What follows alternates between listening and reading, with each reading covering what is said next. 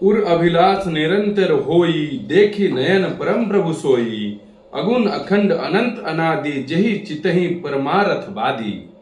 हृदय में निरंतर यही अभिलाषा हुआ करती है कि हम उन परम प्रभु को आंखों से देखें जो निर्गुण, अखंड और अनंत अनादि है और परमार्थवादी है। लोग उनका चिंतन किया करते हैं।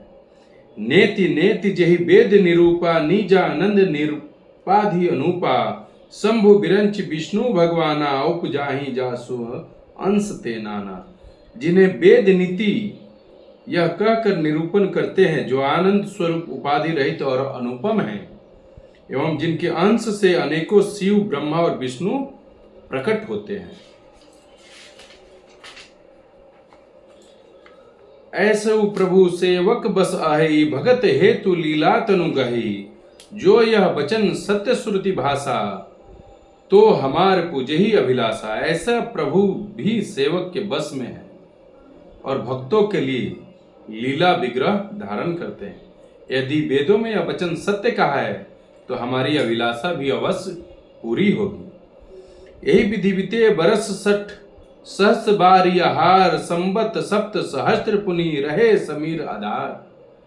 इस प्रकार से जल का आहार करते 6000 वर्ष बीत गए। फिर 7000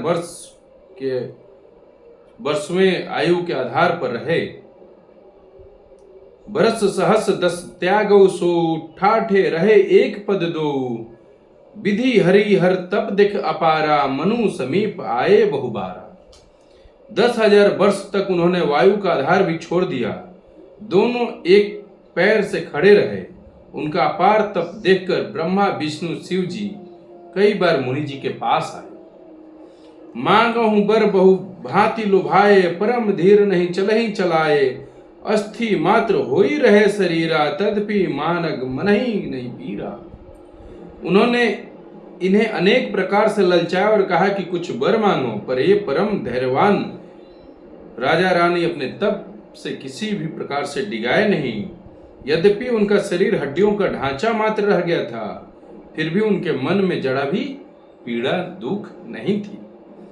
प्रभु सर्वज्ञ दास निज जानी, गति अनन्य तापस निरपरानी। मांगु मांगु बरु भय नभ बानी, परम गंभीर कृपा मति सानी। सर्वज्ञ प्रभु ने अनंत गति वाले तपस्वी राजा रानी को निज दास जाना।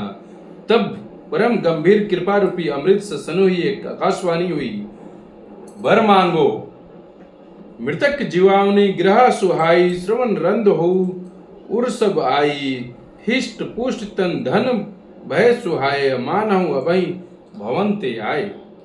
मुर्दों के भी जिला देने वाली सुंदर वाणी कानों के छेदों से होकर अब हृदय में आई।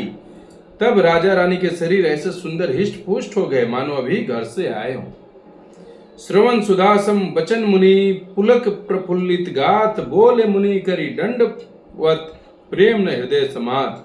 कानों में अमृत के समान लगने वाले वचन सुनते ही उनका शरीर पुलकित हो गया और प्रफुल्लित हो गया। तब मनु जी दंडवत करके बोले, प्रेम हृदय में समाता न था। सुनी सेवक सुरतरु सुर धेनु, विधि हरि हरि बंदित पद रेणु। सेवत सुलभ सकल सुखदायक, प्रणत पाल सचराचर नायक। हे प्रभु, सुनिए, आप सेवकों के लिए कल्प वृक्ष है और कामधेनु है। आपकी चरण रज की ब्रह्मा और विष्णु शिव जी भी वंदना करते हैं। आप सेवा करने में सुलभ है तथा सब दुखों के देने वाले हैं। आप शरणागतों के रक्षक और जड़ चेतन के स्वामी हैं। जय श्री राम।